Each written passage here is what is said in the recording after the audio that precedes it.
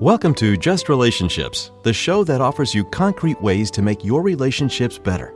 Whether it's your boss, your spouse, your children, or your friends, the quality of your relationships in life directly affects how you feel about yourself and the success you achieve. Your host, Dr. Duffy Spencer, a psychotherapist, telecoach, author, and seminar leader, will interview top experts to help you learn to manage this essential part of your life. And now, here's your host, Dr. Duffy Spencer. Greetings to you.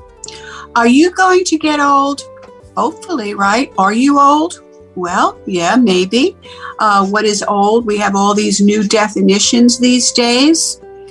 And we're looking at not only getting older today, but we're looking at getting older as a single person, whether you're divorced or widowed or never married, as a single person.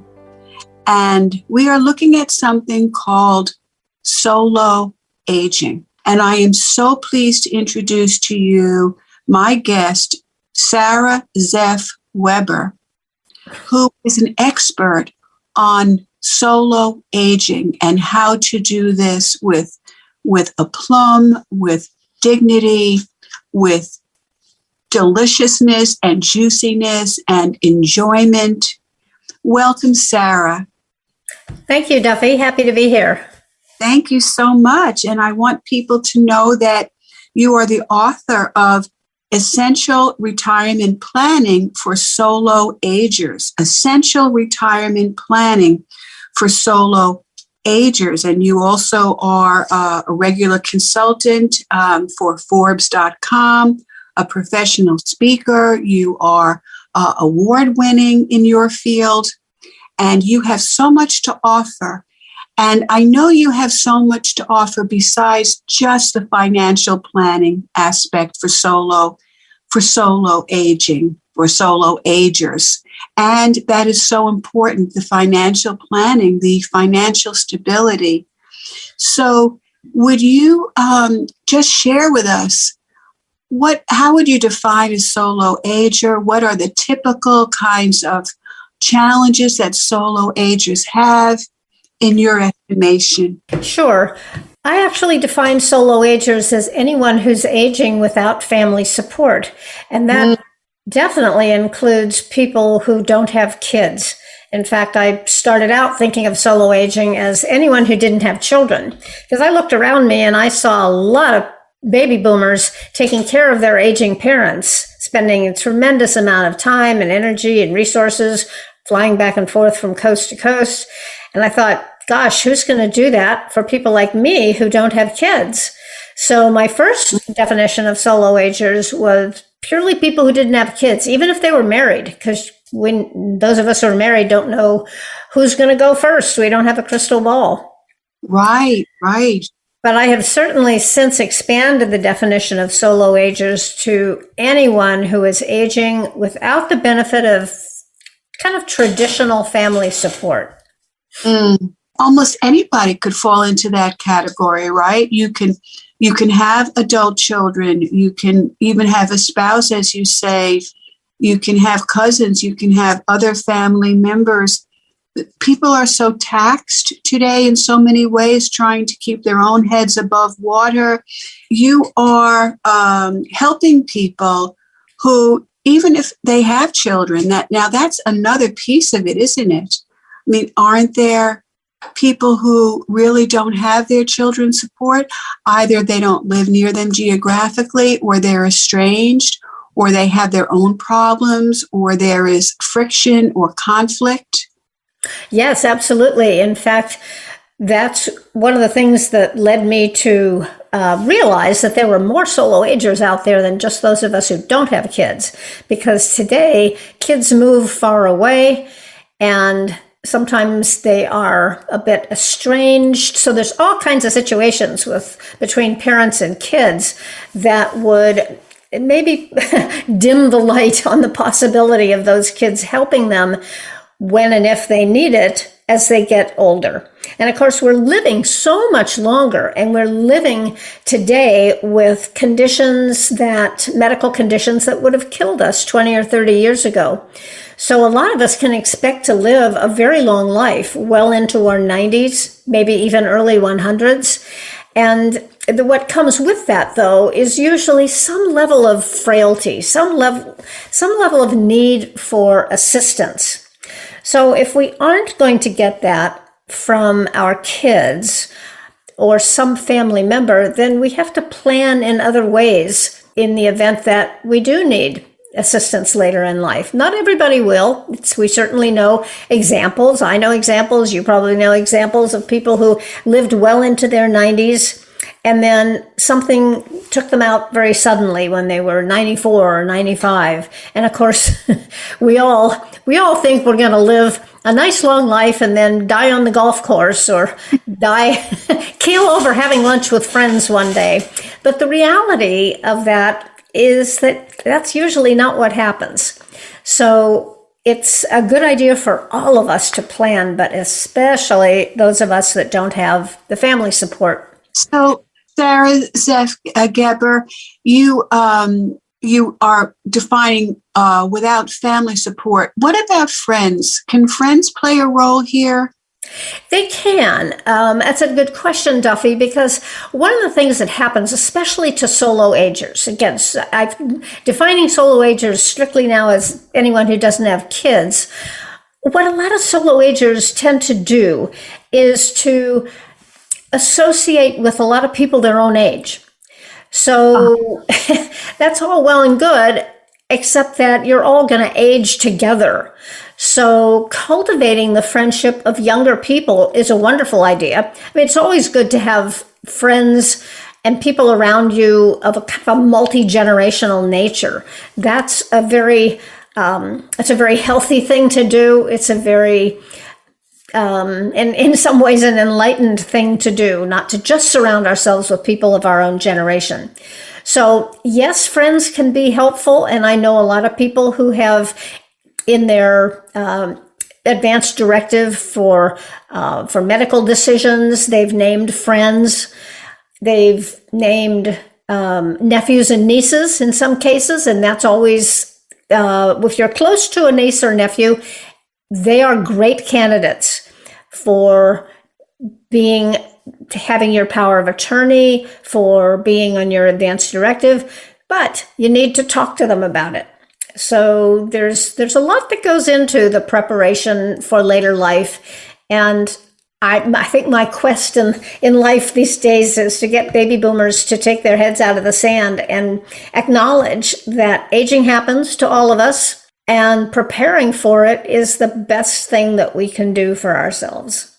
To move out of denial, right, Sara? Yes. Move out of denial. We live in a society that denies death, and we don't really face it. We don't talk about it. We don't talk about it. It's amazing. I mean, my PhD is in social psychology, so I look at the world with a sociological perspective as well as a psychological perspective. And we know we have two generations of the aged, right? We have the younger old, the frail old, as you say. And what would be the definition? And some people don't even like the term senior. So when you say Solo Agers, what age would that start at? These days, I consider people over 60 to be in the category of someone who should pay attention, at least. And one thing I've noticed absolutely is that we age at very different rates. I know people who are in their late 50s, early 60s, who have all kinds of conditions that they need to manage. Some with diabetes, some with heart conditions, some who have already had one incident, a cardiac incident of some sort. Those people are, in a sense, aging a little younger than others. I know people in their 80s who have had no health concerns. So we age at very, very different rates. Right. So to start prepping, maybe even sooner than 60, as you say. I know of what you speak, Sara. some people look so great and are so vital in their 80s, and some people in their 50s are stooped over and in great pain. Yes. And of course, taking good care of ourselves is a big part of that.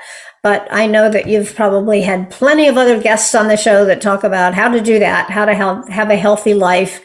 And so I'm not going to get into too much of the how to stay fit and how to keep yourself healthy. But that certainly plays a role. It definitely plays a role in how fast we age. Yes. And also, I just want to say that I think we can all put ourselves in the category of solar agers, because we all, if we're lucky, will age, number one. And number two, existentially, we are alone. We are born alone. We die alone. So I think your information, Sara, is useful for just about everybody. I've been told that. Yeah. I've been told that, absolutely. But, people who don't have family support really need to think about it. I've seen so many situations where people who do have a big family around them, people who are maybe live even with people of a younger generation, and we're seeing much more, especially since COVID, we're actually seeing much more of people moving in with other generations and helping to support one another financially and in any other way that they may need support. So that's a really good thing, I think. I'm applauding that all the way. But those of us who are still in a traditional kind of single generation household, it's important that we think about that and plan for it. Yes. And more people are what's called aging in place now. Mm-hmm. Yes, they are. And I am not a big fan of aging in place if aging in place means to you that you're going to stay in your 2 or 3 story suburban home out on a cul-de-sac somewhere where no public transportation comes within a mile of you and you don't know your neighbors. So if you can sit there and say, yeah, that's me, well, I'm not a big fan of aging in place if that's what it means. We all think we're going to be as healthy and able to run out to the store and jump in the car and go meet a friend for lunch or go on a mini vacation. We all think we're going to be able to do that forever, but that's not the case. And people's world shrinks as they get older. You don't want to think that. Nobody wants to believe that. But look around you, and that is what happens. So as your world shrinks, where do you want to be living? Do you want to be isolated out in a suburb somewhere, or would you rather be with other people? Would you rather live closer into transportation? Do you want to get rid of those stairs? Very important for all of us to consider. A lot of people consider moving into some sort of senior living. That's not for everyone, and actually only a fairly small fraction of people in the U.S. do that. But those options are always available. And of course, that means also that you would have a level of support that you wouldn't have aging alone. But there are other ways to age in a more social way, to have a community around you. And that's really what my message is to everyone, is that you need to have a community of some sort around you. Now, maybe that means aging with a member of your family. Maybe that means aging with, I don't like to call them roommates, a home-mate.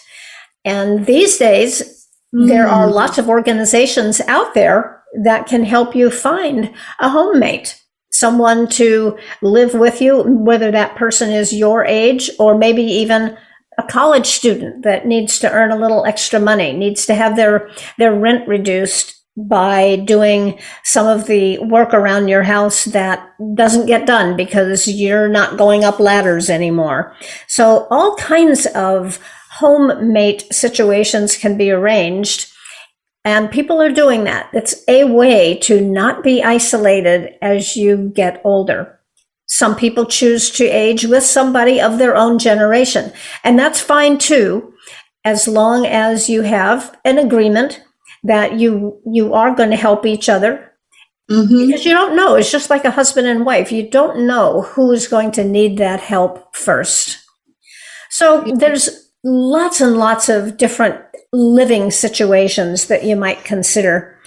I just encourage everyone to take a lesson that we've learned from our pandemic, and that is that isolation leads to loneliness, and that's not a fun way to live. So planning to avoid for that kind of isolation is a positive thing, in my opinion. Being proactive, and I think that proactivity is the number one skill. Absolutely. Steve Covey, of course, 7 Habits of Highly Effective People, said be proactive is number one. And a lot of people, Sara, a lot of people are not particularly proactive. They're rather passive. It's like the world happens to me. I don't impact the world. Yes. That's right. Underscore what you're saying. In all studies of resiliency, living longer and happier has to do with social support. That number one pain and punishment even for human beings is to not belong. We are social beings and we need to belong to a group, the human group, some groups, and we need intimacy. We were never meant to live alone. We did the history of our species is about living communally. And it's very odd for people to live alone historically. And we know we have more solo adults in the cities. We have in the cities, we may have up to almost 1/2 of people who live alone.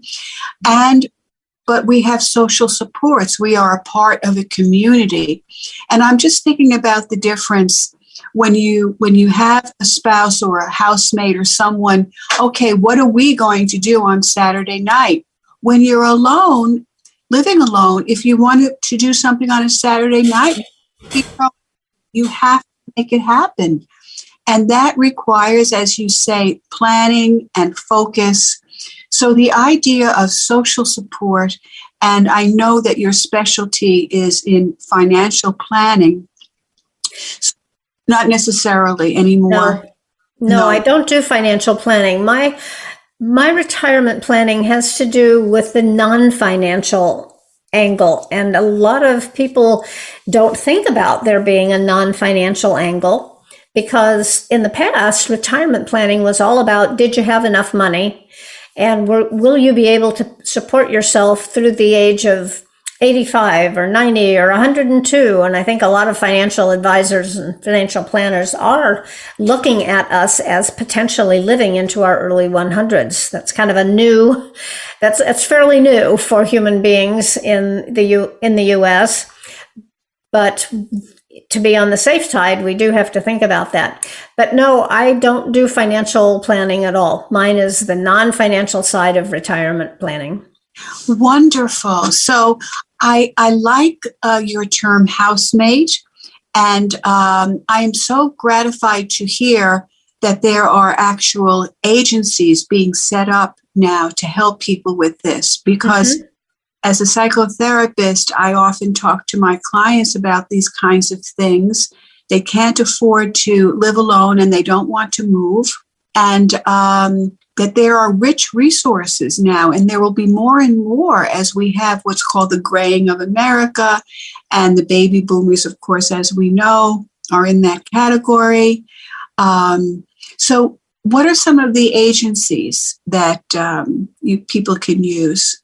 My favorite connection, and again, this is an online connection, for finding housemates and exploring what might be out there in the way of developing an agreement with housemates and looking at ways to build a relationship with someone that you've not known before. My favorite resource is Silver Nest. And you can find them at silvernest.com. They operate now in all the major metropolitan areas of the U.S. and some kind of smaller areas as well. But I haven't been on their site in a couple months, and they change all the time. They're adding more and more geographic areas to their service areas all the time. So I would check them out.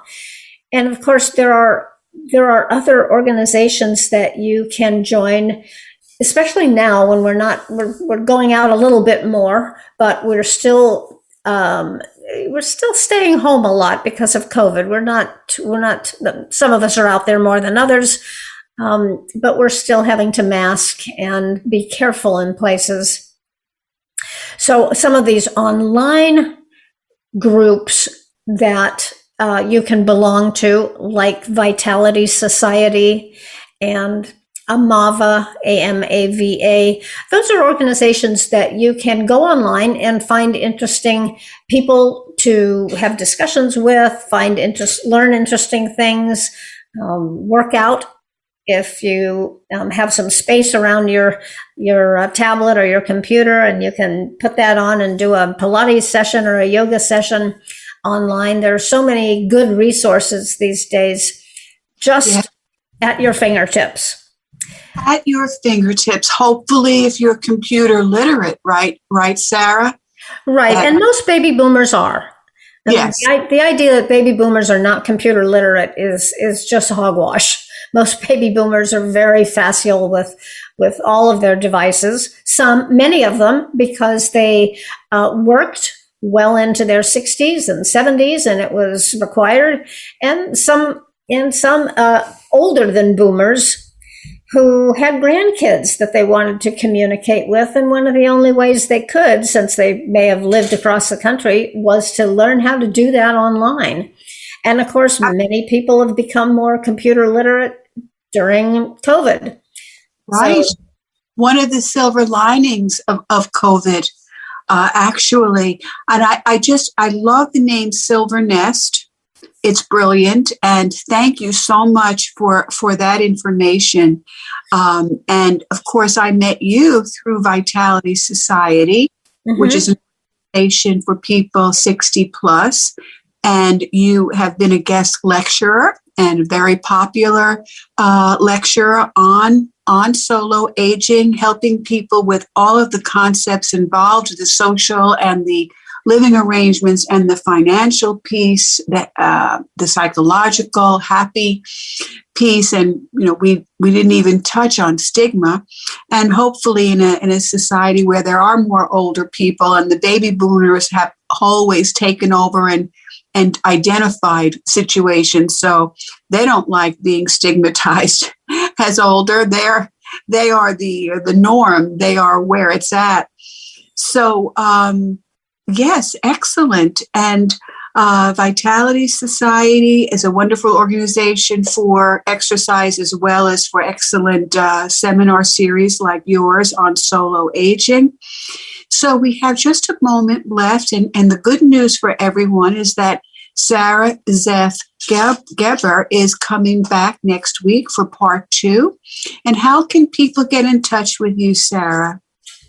They can get in touch with me through my website, which is sarazeffgerber.com. And that's SARAZ as in zebra, EFF as in Frank, GEBER.com. That's my website. You can also find me on LinkedIn, and you can find my book on Amazon, Essential Retirement Planning for Solo Agers. Essential Retirement Planning for Solo Agers. Sara Zeff Gerber, SARAZEFFGEBER.com. Also on LinkedIn, Essential Retirement Planning for Solo Agers. So is there anything else you want people to really get and remember? I think just to really take stock of your own life and take a look at what might be in the future for you. Maybe you're still working. Maybe you've retired. Maybe you're doing something part-time. Maybe you're volunteering. But look ahead 10 years from now and ask yourself, where am I going to be living? What am I going to be doing? Have I done my estate planning? Have I done all of the things that people really do need to do in order to prepare for an older life? And kind of do that assessment. Yes, and I imagine you would encourage long-term health care. I do encourage long-term care. It's called long-term care insurance that you can purchase. But that's not for everyone. Long-term care insurance is a really good thing to have, if you can even find it in today's world. The insurance world has changed a lot, but it's something that I do encourage people to look into, because if it fits within your budget, it's a nice policy to have as a kind of a hedge against what it might cost you later in life to take care of yourself. Well, Sara Zeff Gerber, thank you so much. And this is Dr. Duffy Spencer saying goodbye for now and wishing you great relationships. No word in the English language is less convincing than probably. Are you sure we should get matching tattoos on our first date? Sure. We'll probably stay together. Probably? It's been 23 minutes since I ate. I can probably swim. You should wait 30 minutes. Okay, now tell me what to do. Cannonball! Cramp! Oh, I have a cramp. I can probably hit the green from here. Probably. Can I get a mulligan? Ready to go? Hey, are you sure you're okay to drive? Yeah, I'm pretty sober. Yeah, I'm probably okay. Probably okay isn't okay, especially when it comes to drinking and driving. If you're drinking, call a cab, a car, or a friend. Buzzed driving is drunk driving. A message brought to you by NHTSA and the Ad Council. Hi, we're the Goo Goo Dolls. We're fortunate that we can give our daughters everything they need to grow and learn. But not every child can focus on classes and play dates. Nearly 13 million kids in the U.S. face hunger. That's 1 in 6. School lunch might be their only meal each day, and it's heartbreaking to imagine any child going to bed hungry. We're dreaming of a perfect day when kids can smile, play, and just be kids without worrying about where their next meal will come from. Feeding America is working to make that perfect day a reality. Each year, the Feeding America network of food banks rescues billions of pounds of good food that would have gone to waste. That food is given to families and children in need. Being a kid should be about doing things that make an ordinary day extraordinary. Learning to play an instrument, building a sandcastle, hosting tea parties. Hunger should never be an obstacle to growing up. You can help end childhood hunger in your community by visiting feedingamerica.org. Brought to you by Feeding America and the Ad Council.